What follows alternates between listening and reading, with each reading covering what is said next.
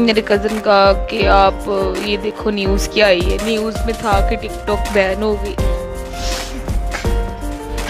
एक ही तो हमारा जरिया था एंजॉय का, एंटरटेन का। थोड़ा सा दिल लगा रहता था, टिकटॉक बना लेता है बंदा। मैं तो रोना ही नहीं बंद हो रहा था, ऐसे लग रहा था कि जैसा कोई अपना ही मर गया।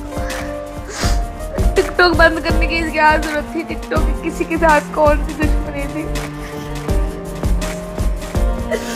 घर वाले इतने खुश हो रहे। मम्मा को मैंने बताया, भैया को बताया, भतीजी को बताया, सब इतने हैप्पी हो रहे थे। अच्छा पर टिकटॉक बंद हो गया।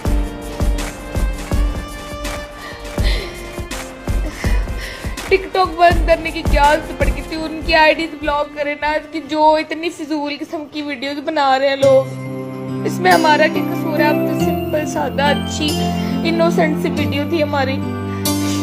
और अभी मैंने अकाउंट खोला, मुझे तो कोई वीडियो भी नहीं नजर आ रही थी। ये कौन सा तरीका बनता है? इमरान खान पिटिया की कोमल ने तो हमें बर्बाद ही करके रख दिया है।